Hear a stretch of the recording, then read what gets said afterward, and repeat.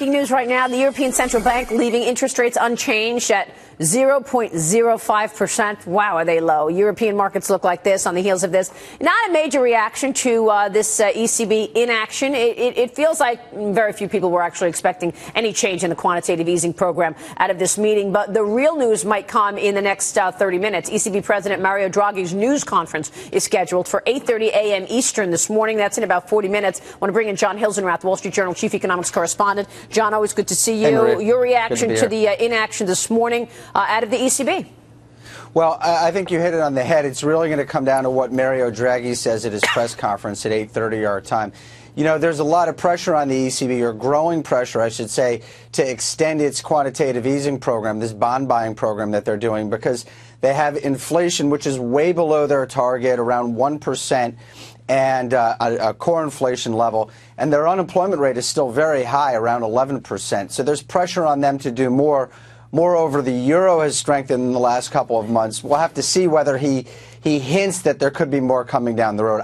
They're not going to announce something today. That would be unlikely, but we could get hints from him that more is coming. But has it been effective? I mean, we're talking about $68 billion a month in bond buying, which is quantitative easing from the ECB. I mean, do you think, Andrew Liveris was just on the show, John, CEO of Dow Chemical. He said Europe is doing really well for that company. So I don't know if that's a reaction from the ECB impact, or, you know, or if things are actually improving in Europe right now, regardless. Well, you know, so on this question of has it been effective, I mean, one thing we can certainly say is it does, when central banks announce these quantitative easing programs, it definitely affects markets. We see stock prices moving.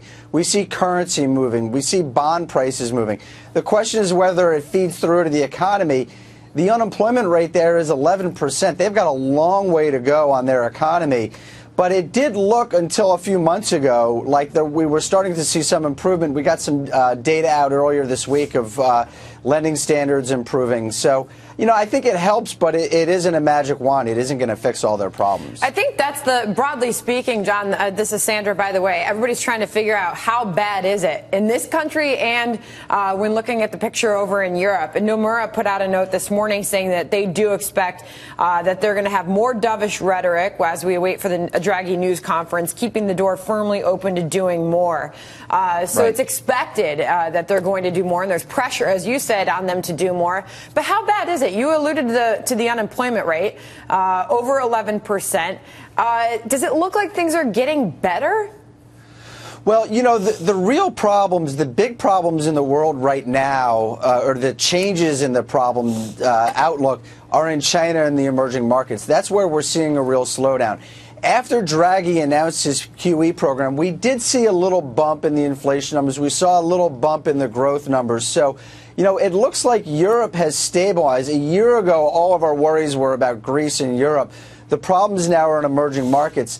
But the issue is that with the rest of the world slowing, there's this race for the central banks to do easier policy, because if the Chinese if they're devaluing their currency, you know, if the Japanese are looking to take steps, there's pressure on the Europeans because they don't want to let their currency get a lot stronger. Hey, John, I have a real quick question for you. We've seen this happen with the ECB before, where they've talked about doing another round of quantitative easing, but the problem is there's not enough inventory out there for them to buy, right? There's not enough bonds. What do you see when it comes to doing another round of quantitative easing and getting that inventory? Well, so there's a couple of different steps they could take. The easy step for them is to say they're just going to keep doing it longer than they had originally planned. So that's going to be something I'm going to be watching from Draghi today.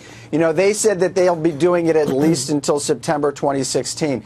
If he opens the door for them to be going beyond that, then that's a form of stimulus. Even though they're not doing it now, the markets price it in now. The other question is whether they go into new asset classes, whether they start going into corporate bonds. And, you know, there's some political challenge to doing that, but that's another way that they could go to expand the breadth of their program. All right, we'll see what he says in about 30 minutes. John, thank you. John Hilsenrath from the Journal. Next.